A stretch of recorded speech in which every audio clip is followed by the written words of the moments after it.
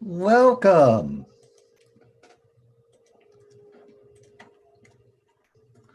to the 2022 online economic workshop, where we will be talking about rallying resources for war. I am Aaron Honsowetz at Bethany College. Today there will be two presenters. Dror Goldberg from the Open University of Israel will discuss Israel's government's hiding the amount of inflationary funding used to fund the War of Independence, and Peiyuan Lee from the University of Colorado Boulder, who's going to discuss the use of land redistribution from land reform as a way to recruit soldiers to fight against the nationalists during the communist and nationalist fight for control of China. After both panelists speak, Gabriel, Mathy, and Aaron Honsowetz are both going to reflect shortly on both presentations. After that reflection, we'll finish with a question and answer where you, the audience, can participate by submitting questions either directly through YouTube or by using the hashtag OEHW2022 on Twitter. Remember, all the work you are seeing are works in progress. Your questions and feedback can help the presenters improve their research. We are now going to start with Rallying Recesses for War panel with Deception Through Credible Commitment, Secret Inflationary Financing in Israel's War of Independence.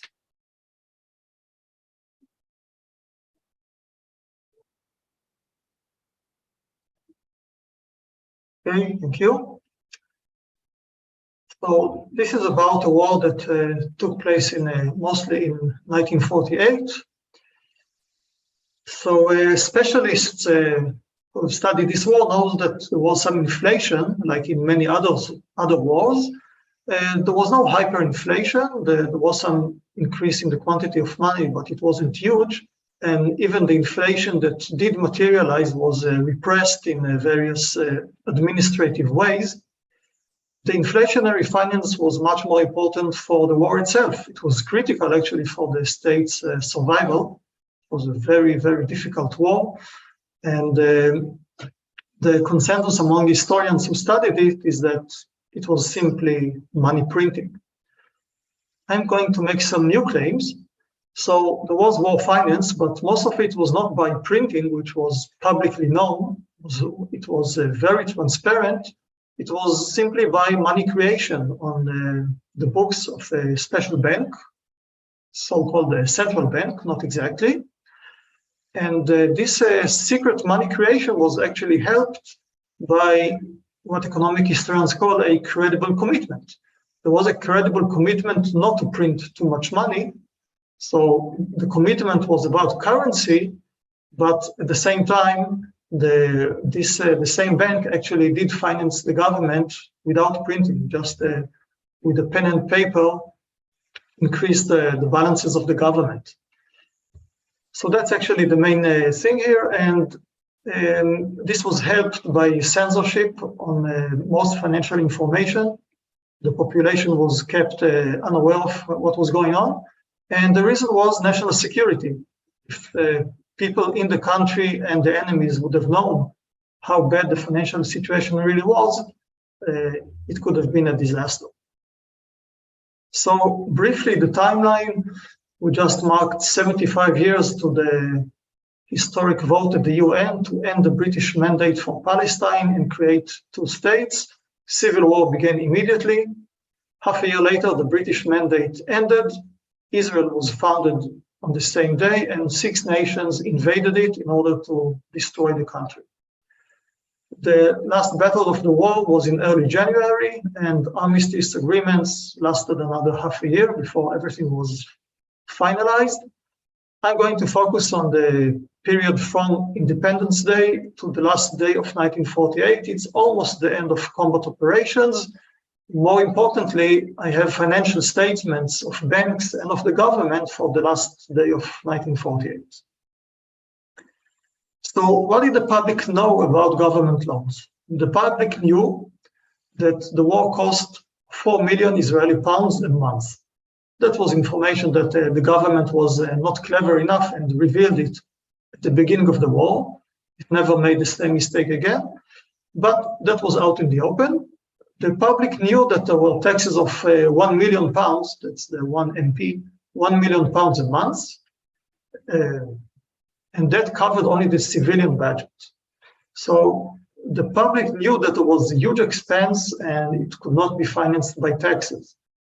There were two loans that were public. Everybody knew about them. Each one of them was £5 million. The first you can see on the left, it was called the national loan. It was something very public. They asked actually the public to lend money to the government. It began shortly before independence, and this is data from the newspapers. So we have £3 million subscribed by the end of May. Then in June, we know nothing. Nothing appears in the press. Then in July, the government made last-ditch effort to finish the national loan. It was supposed to be £5 million, and that was it. Immediately after that, the parliament passed a currency ordinance, which allowed a special bank to issue currency, half of that for treasury bills. But an actual treasury bills ordinance passed only 2 months later, and only another month after that, treasury bills began to be issued by that bank to the government.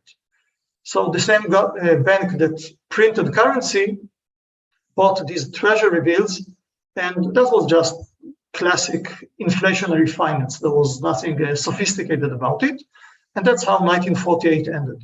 So overall, we have £5 million in the beginning, £5 million at the end, and nothing in between, and everybody knew the taxes did not cover these expenses.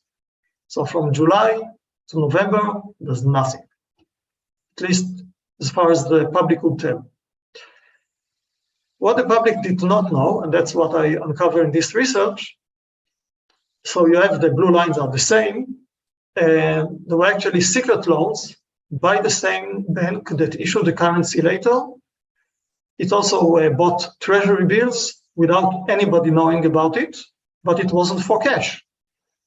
Every week, the treasury sent treasury bills for £1 million. That was exactly the military expense. And this bank accepted the bill and simply with a pen increased the balances of the government in the government account by £1 million. That was it. Nobody knew about it. And that's how the war was financed throughout this period. Here in late October, I have a break in the data. I don't know what's going on. But on the last day of 1948, I know that it was 18 million. It probably increased here a bit until the public selling of treasury bills for cash began out in the open. So this is the secret inflationary finance that absolutely nobody knew about it in real time. So what was going on? There was a bank called the Anglo-Palestine Bank. Formerly, it was a private bank. It was even registered in England, but really it was the bank of the Zionist movement, and it was the largest in Israel. And when the state was founded, it was split, much like the Bank of England, into a private banking department and a public issue department. And the bank actually bought treasury bills in two ways. The public way was with the issue department. They accepted treasury bills and printed new paper money. And that started in late November, overall £5 million at the end of the year. The interesting thing is the secret purchases of treasury bills, which was performed by the private branch, the banking department. This was just in the bank's books. It began in June, and that was £18 million for half the period of the war. The only source of finance was these secret loans from the bank. Now, all public attention, and I read all the newspapers from that period, they focused on the issue department. That was legislated. There was a currency ordinance and treasury bills ordinance, and they published every week the balances of the issue department. It's also an imitation from the Bank of England, which used to do the same. And it's very transparent. They say, well, gold, we have nothing.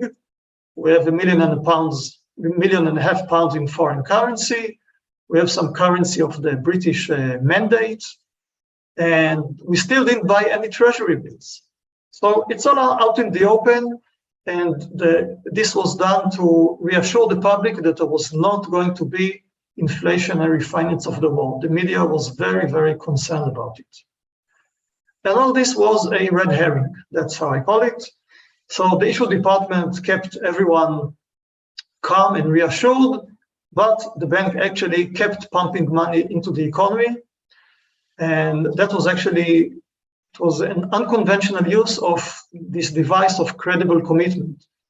Usually we think of credible commitment in economic history as something that binds the government, especially the executive authority, and prevents it from doing unwanted things. Here, actually, it served as a red herring, nothing more than that. Why was it kept secret? Well, the enemy would have been very emboldened to know that the government didn't have the funds. It was actually a war of attrition at that stage. Israel wanted to finish the war very, very quickly because 1/6 of the population was drafted. 100,000 men out of a total population of 600,000. It cost a lot of money. The government wanted to end the war. So it had to keep it a secret that it didn't really have funds to continue the war forever. Knowing about the real financial situation could have lowered morale and obviously caused a bank run. Because if the public had known that the bank simply kept lending money to the government with a pen and paper, there could have been a bank run on the biggest bank in the country. That would have been a disaster. Only in August 1949, we have financial statements of the bank released, and then we find that at the end of the year, the banking department held 18 million pounds. The press is shocked and mentions that there was statistical blackout. So the government had, again here, a blackout operation about anything financial. So this is both the end of secrecy, and it's also a proof for me that there was secrecy. Like really nobody knew about it. I also have some evidence that the government censored some of the information. The strongman at the Ministry of Finance later wrote in his memoirs that there was some duplicity going on. So, well, it was just inflationary finance, but we fooled the public. And I also have some information from the gold market. All the press that I read, that was subject to censorship. So there's a possibility that actually everybody knew what the press couldn't write about it. So the gold market, which was not regulated, I have here data from the Tel Aviv Gold Exchange compared to the closest international market, which is in India. Here, this very extreme period of uncertainty and volatility, that's when the currency ordinance passed. And this is when the public was reassured that there's not going to be inflationary finance and the gold prices decline. Just before the ordinance, the price of gold increased because there was a lot of uncertainty whether there's going to be inflationary finance. And here, after a lot of anxiety, things come down. For me, this is a proof that from an uncensored source, that the secret was actually kept pretty well. The inflation was not huge. It was severely under-measured because there were price controls, rationing, black markets, like most economies during war and after World War II. And in November, because of public outcry, the government appointed what we would call today an inflation czar. And the most ironic thing, they nominated the bank's chairman because the bank had the best prestige in the country for financial issues. So the bank's chairman, in one hand, tried supposedly to stop the inflation. With the other hand, he kept pumping money and that nobody knew about. What do I conclude from this? So regarding inflation, we know that the monetary base is not just paper money and coins, you can just increase it on the books. Today, we all talk about inflation expectations. The government manipulated the expectations, and this will probably lower the inflation itself, and actually used the Bank of England structure of public and private arms of the same bank. That's what enabled this deception. Regarding credible commitment, well, the credible commitment was very nice about issuing bills for a currency, but there was no way to enforce it. And Nobody could tell the government what you're doing by selling treasury bills in the other way was illegal. There was no way to enforce it. Most importantly, nobody had an incentive to reveal the secret. Anybody who worked at the bank or the Ministry of Finance knew that if the secret got out, the country could lose the war. Nobody wanted it. So it wasn't some dictator trying to rip off the population. It was a secret that everybody had an interest in keeping. At the end of the day, although the credible commitment supposedly failed because the government kept increasing the money supply, it was useful because it served as a red herring. It's very good that the population did not know what was going on because then there would have been a bank run, maybe lost in the war. Also, many people talk about financial literacy. And actually, it was good that most of the public was not aware. Most of the public paid all attention to currency, and they were not aware that the government could actually finance its operations in the bank's books without printing any money. So that's what I wanted to say. And just to finish, this is the logo of the famous Mossad. It was founded later. And this upper part of the logo says, with no cunning ways, a nation will fall. And I think that's exactly what happened here. There were cunning ways and the nation survived. And that's it. Thank you. Thank you. Next, Peiyuan Lee from the University of Colorado Boulder will be presenting Who Won or Lost China.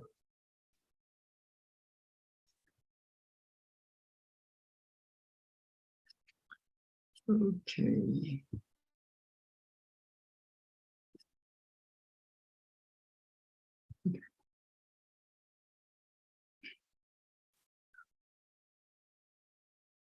Hi, everyone. Thanks for listening. So this is my second chapter of my dissertation, Who Lost or Won China, Land Reform and War Mobilization. So to motivate this paper, we know that free rider problems may mitigate this incentive for collective action, but in history, we can find that organized collective action can change the institution and it can be highly effective. So coming to the 20th century, we can see that millions of young men were mobilized to fight with each other and killing. So the big question is, how did a small group of political idiots mobilize millions of commoners to fight? So war mobilization.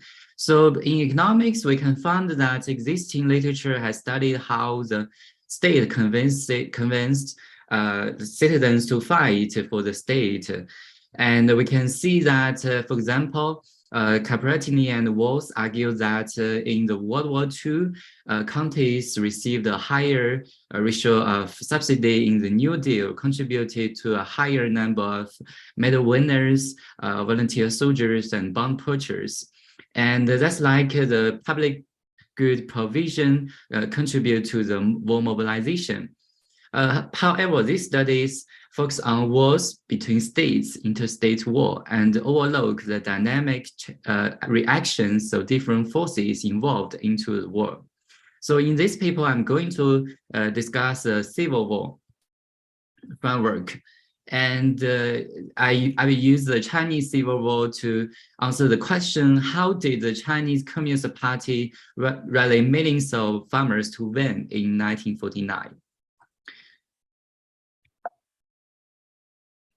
Okay, so to preview, there are 4 players in this game.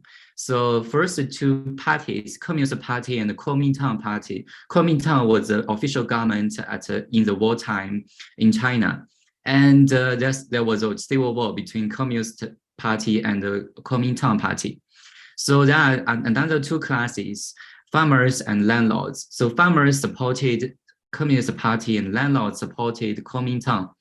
And the paper is going to discuss that the Communist Party wanted to launch a land reform to confiscate land from landlords and give land to farmers without any compensation to landlords. And correspondingly, Communist Party wanted farmers to enlist into its army and fight for it. Okay, so that is a framework. So adopting a different design, I found that military mobilization effect or land reform is not consistently positive or negative. It's heterogeneous and depending on the distance to the Kuomintang forces. And for counties within 82 kilometers of KMT forces, the mobilization effect is positive, while further than 82 kilometers, the mobilization effect is negative. And why? Let's explain. So the background. So after the World War II, we can see that the Communist Party seized the opportunity because the Kuomintang forces located in the southwest of China, and they cannot quickly transported its forces to north and northeast China. So the Communist Party quickly seized 700 counties in north and northeast China. In left graph, you can see that the Shidia area was controlled directly by the Communist Party. And on the right-hand side, you can see the graph showing the growth and fall of the different forces for the Communist Party and the Kuomintang Party. And we can see that the war happened in 1945, but we can see that for the first vertical dashed line, it means that the land reform was launched. And we can see that there's a big rise for the Communist Party soldier numbers. So that may imply that the land reform has a mobilization effect for the Communist Party's army.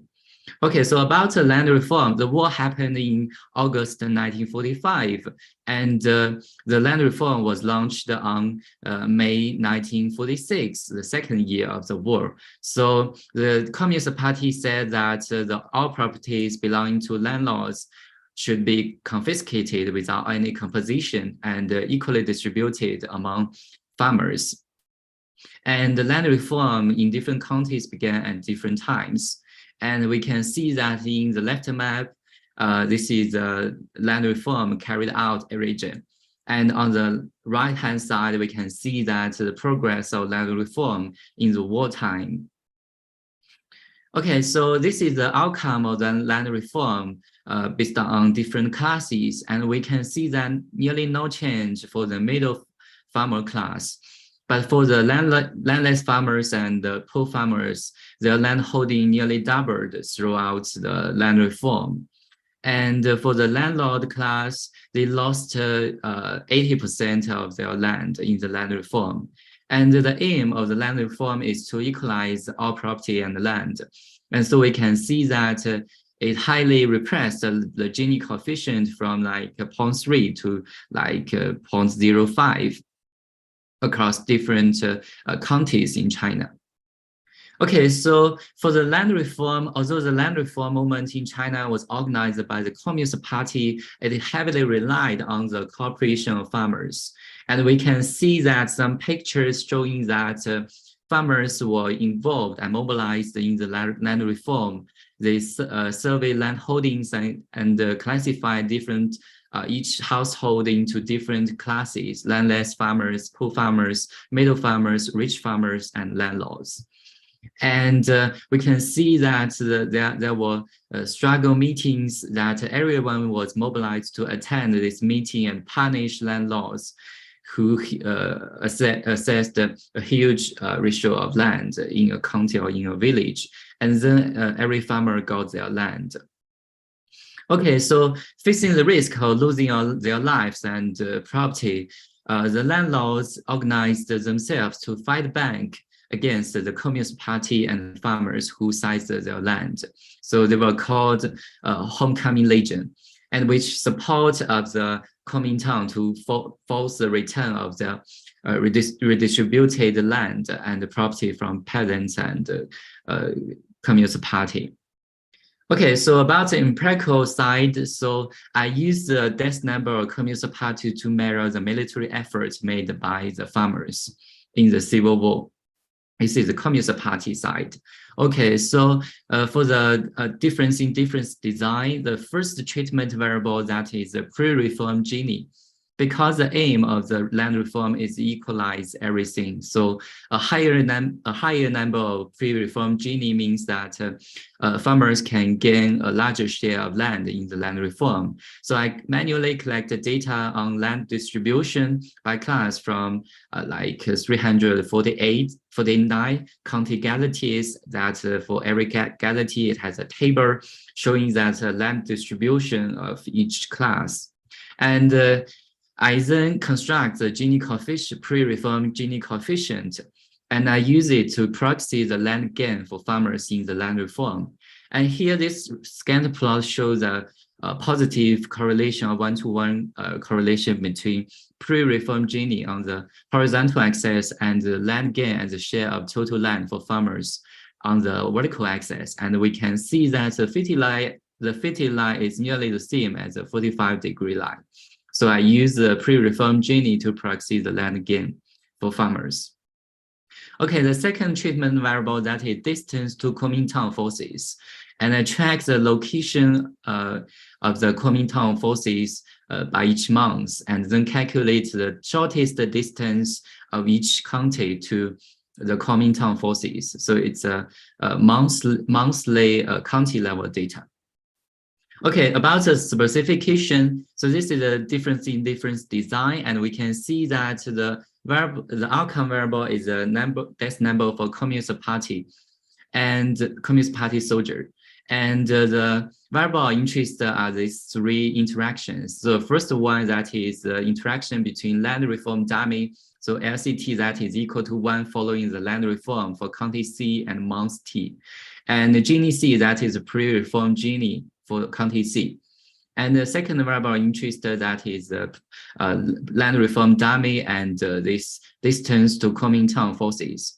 And the third variable of interest, that is a triple interaction between land reform dummy, pre-reform Gini, and distance to Kuomintang forces. And here is the main result. And we can see that intuitively, if farmers received a higher share of land in the land reform, they should reward the Communist Party by contributing a higher soldier death.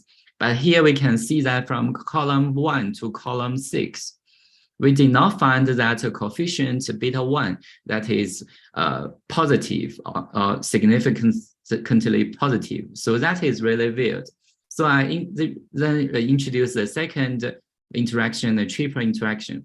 And we can see that now beta 1 is positive. So it means that following the land reform, if farmers in a county with a higher pre-reform Gini, means that farmers received a higher share of land in the land reform, so they contributed to a higher death numbers in the war. But we can see that a triple interaction, the coefficient is negative, so it means that the effect of land mobilization effect is not linear. So here, let's interpret the coefficient, and we can see that the mobilization effect of land reform could be represented as beta 1 plus beta 3 times the distance to KMT forces or Kuomintang forces. And then I take the number from the regression, and I found that if the distance to, if a county is far away from 82 kilometers, then the mobilization effect would be negative. And if a county's distance to Kuomintang forces is smaller than 82 kilometers, then the mobilization effect, the sum of these terms would be positive. And why? So you can imagine that you give land to, as communist parties, you give land to farmers. They can stay at home and cultivate the new land they gain from the land reform, and they can be free riders. But why for counties within 82 kilometers, farmers were not free riders? So the reason was that the land reform also involved the farmers to retaliate landlords, and for landlords landlords from counties within 82 kilometers to Kuomintang forces, they can quickly cooperate with the Kuomintang party and fight back to seize their land and punish farmers who took their land. So this highly reduced the opportunity cost of being free riders for farmers in this region. And then I collected the activity, the attack by the homecoming legions organized by landlords for each county from the county guarantee. And I found a similar coefficients, beta 1, beta 3. So replace the outcome variable as attack. And I get the similar coefficient for beta 1, so positive, and the triple interactions coefficient is negative. So this explains the reason why the mobilization effect of land reform was heterogeneous and different in different counties. Okay, to wrap up, I would like to see that so in the classical literature, we know that public goods provision could contribute to the mobilization. But in a civil war context, we can see that the participants can be free riders. And to avoid farmers being free riders, the Communist Party deliberately designed the land reform involving farmers to punish landlords. And this brought a class struggle between farmers and landlords. And finally, it contributed to the war mobilization for the Communist Party. Okay, so that's all. Thank you. Thank you. So next, we're going to have Gabriel Mathy from American University in Washington, D.C., who's going to do some comments on Dror's Goldberg paper to help motivate us for the Q&A section. Please remember, as both Professor Mathy and myself give some ways to start the Q&A conversation, you, the audience, can participate in the conversation too by putting your questions on Twitter using the hashtag OEHW2022, or by commenting directly in YouTube. So with that, Gabriel, the floor is yours. All right. Just found a typo. Okay. All right, let me share my screen.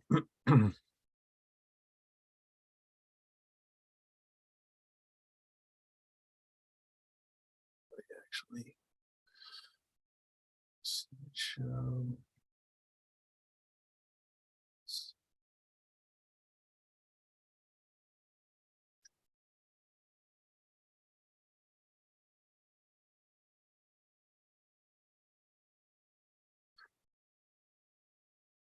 All right. All right, is everybody seeing that okay? Yep, okay, great. All right, so I'm here to discuss the paper you just saw. It's a really nice paper. It was really enjoyable to read. You get the very nice Dror. It's almost a novel. It's a very exciting, fun paper. You get to see a historical mystery solved. Unlike Al Capone's vault, there's actually something here, so you find something new, and you learn something about the past. So it's a really fun paper to read. I really enjoyed it a lot. It's a very innovative paper, and it tells us something new about the past, which is good for any good economic history paper. So, the paper points out that, there probably wouldn't be too much concern about these rules being broken, that the government actually was spending a lot more than they said, and they weren't backing it with gold. So, the stakes are really high. So the paper doesn't minimize this, but, I think it can be easy to forget the situation that Israel was in the past. Now we've seen that, Israel won most of these wars in its early history, but that wasn't guaranteed at the time. So, we're in the wake of the Holocaust in Europe. There's lots of refugees from the Holocaust in Israel. Israel has just gotten independence from the UK. They're trying to start out their state, and they immediately get attacked by almost all the Arab countries in the neighborhood who do not want the state of Israel to exist. And so, if Israel had lost the war, you would have had massive pogroms, maybe more massacres, maybe another genocide. So the stakes are extremely high. So I think despite this smoking gun here, no one will regret the Israeli government's actions here. And they had good reason to be secretive. So they had good reason to deceive the public. I don't don't think any of the Israeli public really regrets their actions here. But they did break the rules that they had stated and deceive the public, which gives us an interesting monetary episode. So, Dror is well aware of these cases, but I think it might be good to think about this in relation to some other episodes of newly created monies. We have the U.S. colonial experience where the individual colonies and what would become the United States created their own paper monies. Those were backed by gold or future taxes. In Maryland's case, they had Bank of England stock, and this was often done in wartime. So in the 7 Years' War, which was the French and Indian War in the U.S., you had needs for finance for the war. They weren't existential in the same way. The worst case scenario is France, controls the colonies. So those stakes are not as serious, but, they had significant needs for wartime finance with minimal fiscal bases to fund them. So there's lots of emissions of money, but here you don't get much inflation. So, there's a big debate on this, but, it doesn't really fit with a kind of simple monetarist story where the quantity of money directly relates to inflation. So, here it's kind of similar to Israel because they're starting their own country in wartime. And in the U.S. colonial context, it's going to alleviate the shortage of British metal coins. It's probably going to increase monetization of the economy. So largely, it's probably substituting for other ways to do transactions. So it's not really swelling the money supply, but you're still not going to get the monetary effect in the same way. So you can't just assume that these emissions of new money are necessarily going to be inflationary. And so I think that, throughout the paper, there's an assumption that this illicit emission of new money is going to be automatically inflationary. And I think that's reasonable, but, we don't always know it for sure. So we know that money creation in wartime is going to often be inflationary, but it's not always the case. And so, we might consider exactly how much this may have led to inflation directly versus the kind of wartime conditions. So, we might think about several sources of wartime inflation. Monetary inflation, of course, looms large, but that's not always going to be the only source.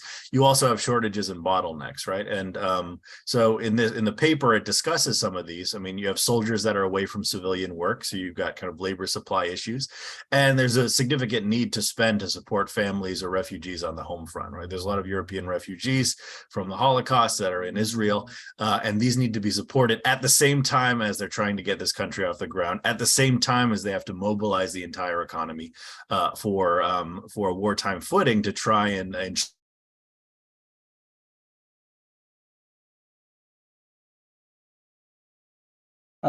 Gabriel, could you check your buttons? I think we lost you on your mic.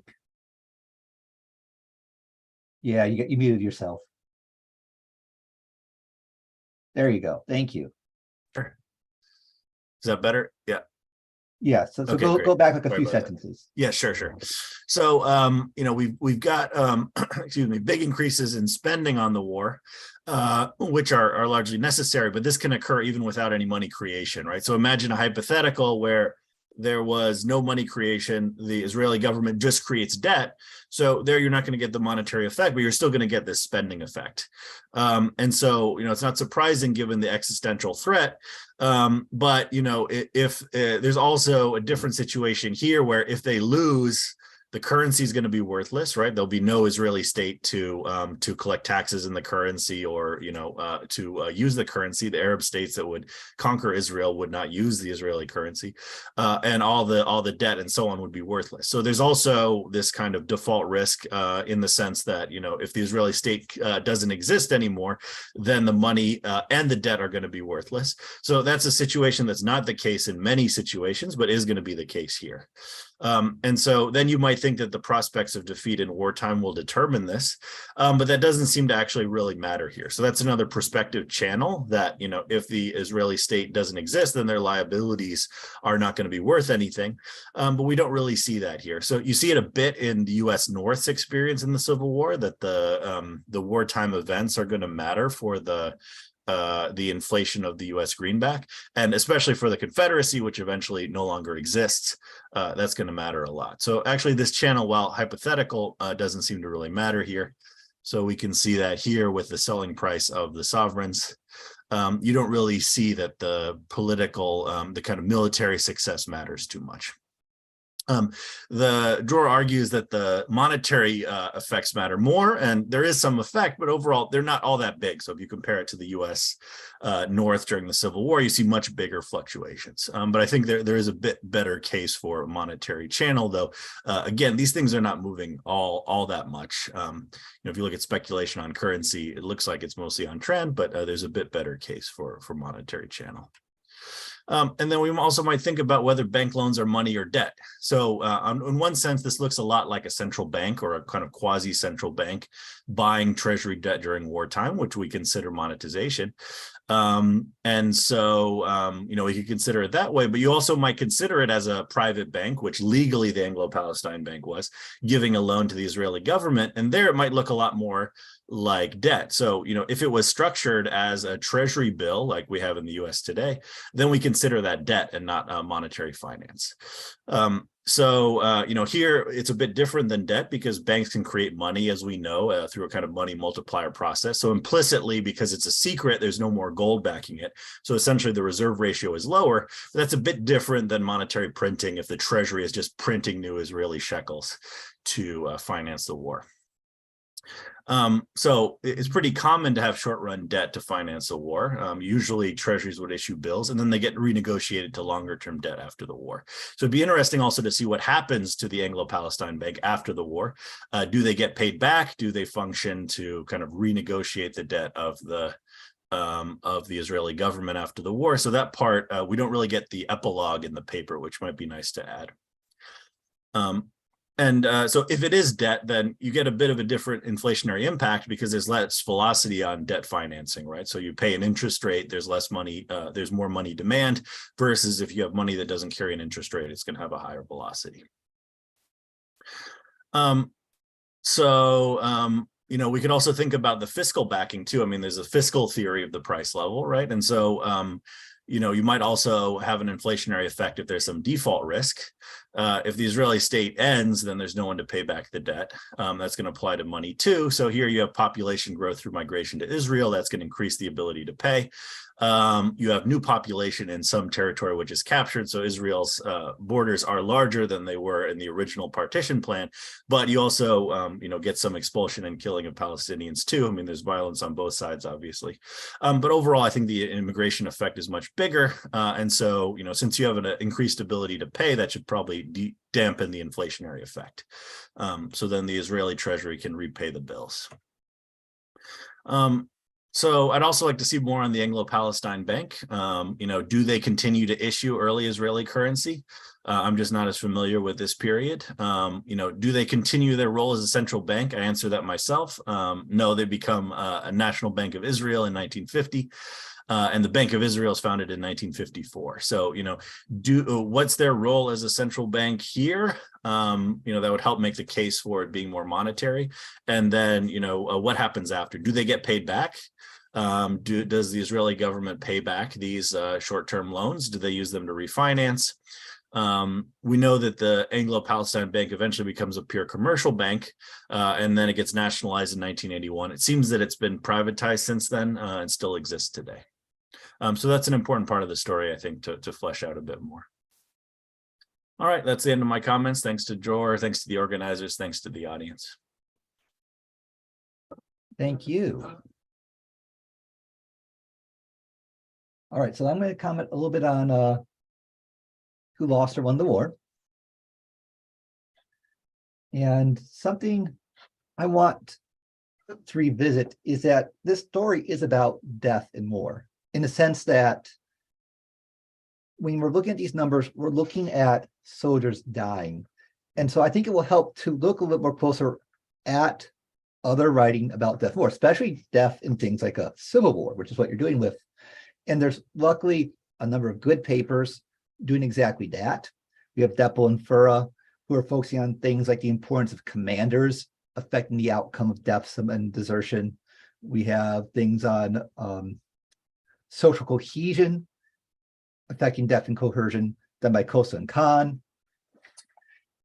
Because since you're using death of a particular subgroup of society as your measurement, you want to be really conscious of why they're dying.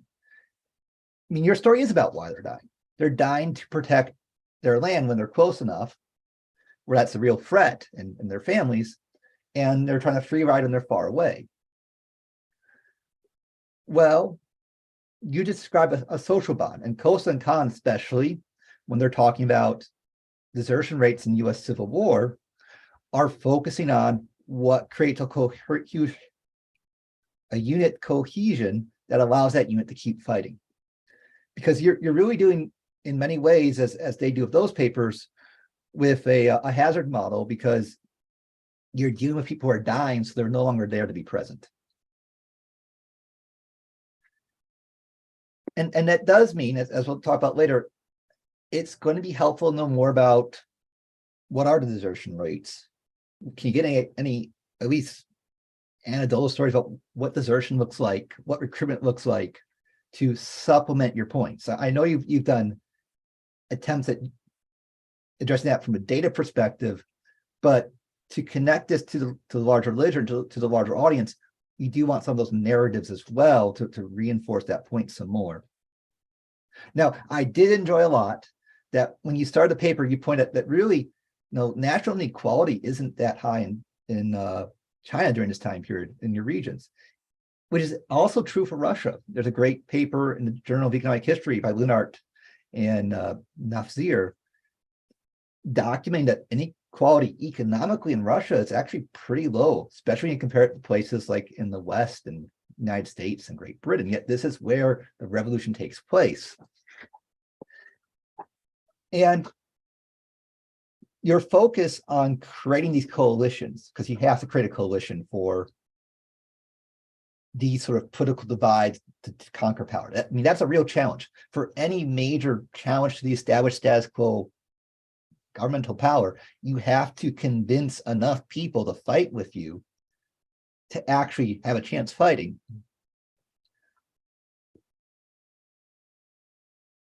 Nationwide inequality itself isn't enough.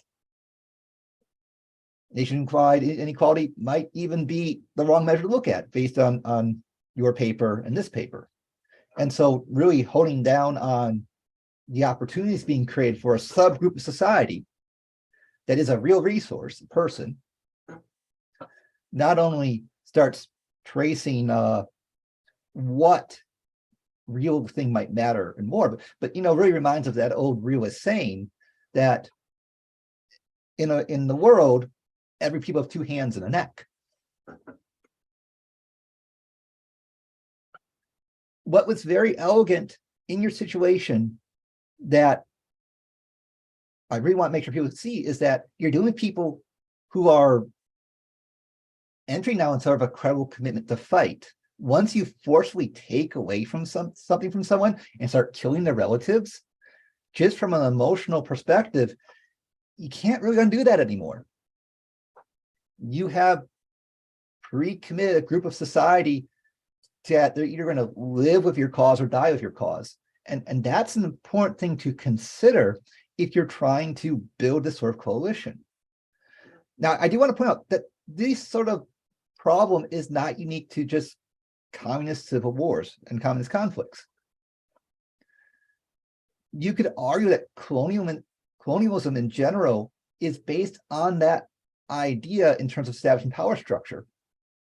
Even though we might call it state on state, when it comes to internal management of a lot of colonies, most colonizing powers are relying a lot on people who are already there to help them administer things.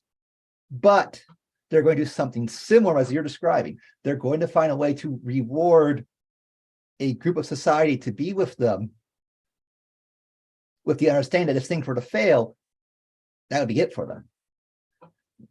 That's the story of things like Rwanda and other British settlements. Other places where you can start thinking about this, if you look at the Western settlement of the United States, and when I talk about Western settlement, I mean the conflict between European settlers and Native Americans. Both sides are played off in various conflicts to try to provide forces for empire and create headaches for colonial powers as well.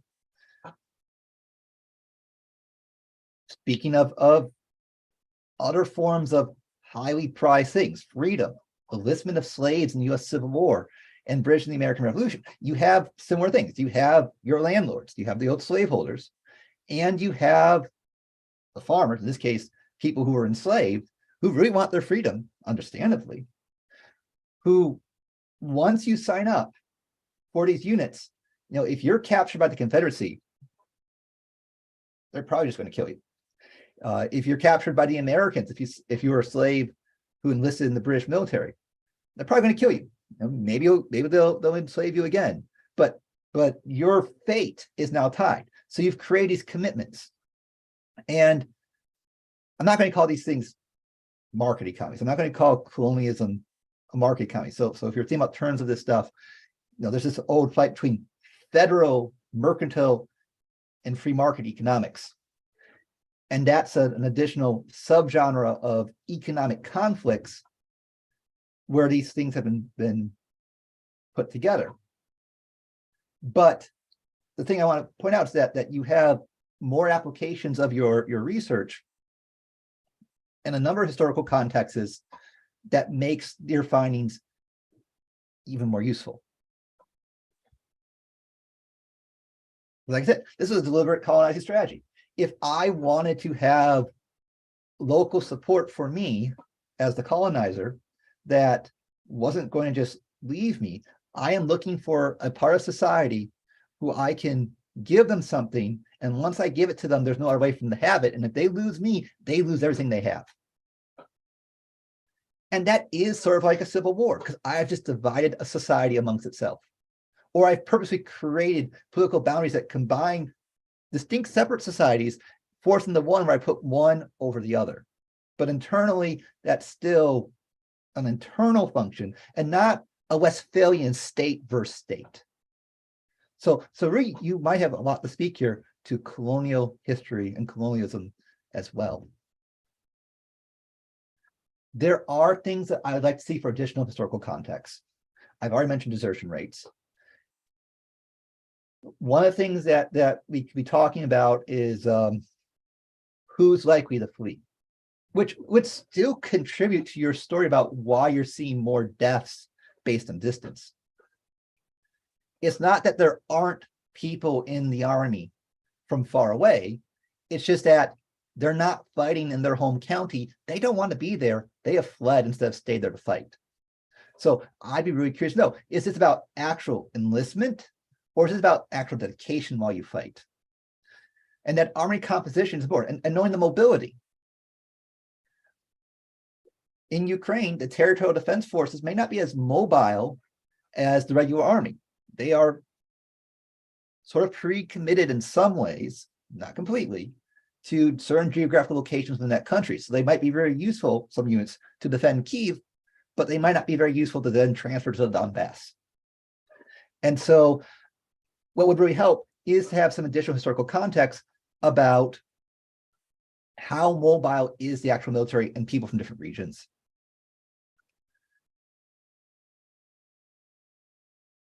The last thing I want to have you add to that historical context is you use as one of your counter arguments about forced mobilization the measurement of Chinese party membership. Something that will be helpful, especially for your audience who may not be familiar with the history of China, is to provide some more context of why that actually connected political power to do stuff in China. Sometimes when I see a lot of party members something in a particular location, that doesn't mean that the party is stronger to do things there. That's not an assumption I will automatically make. It might mean that they're weaker because they might have a bunch of more parasites on their organization that take away their resources to do their key functions. So to strengthen, if you're going to make that argument that China party membership in a county is the measurement of how powerful they're going to be to do forced mobilization, we need more historical context to back up that claim. And with that, I'm going to give everyone a few minutes to respond. I know we're running a little late on time here, so we'll try to keep it concise. If you do have questions, please still post them. If the speakers are not able to get to them, I will still pass them on, and maybe on social media they'll be able to respond. All right. So a quick response from Dror, and then a quick response from Peiyuan, and then we'll have to call it a day. Okay, thanks, Gabriel. Lots of stuff to think about. The bank gave the government treasury bills whenever it wanted for whatever amount it wanted. So there was no restriction in real time. And these were really treasury bills. Most of them were for 3 months and they were just recycled immediately. So the debt kept increasing. I think that eventually they were all paid. The Israeli government never defaulted to this day because that is critical. And yeah, I have to say, I mean, if there is any difference between just straight money printing from the treasury and this kind of procedure, it's really complicated. I definitely think more about that. So thank you. Thanks.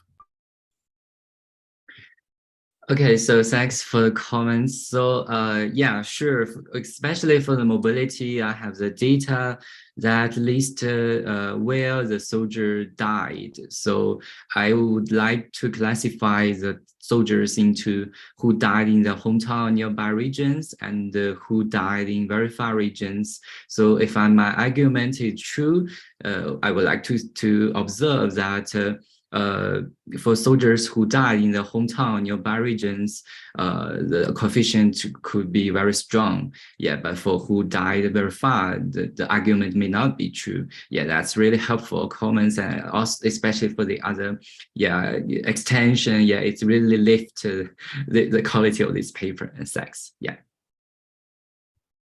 So I want to say on behalf of the E-Line Economic History Workshop organizers, I want to thank Dror Goldberg and Peiyuan Lee for sharing your research with us, for Gabriel, Mathy, and myself for taking time to provide thoughts and comments on the researchers.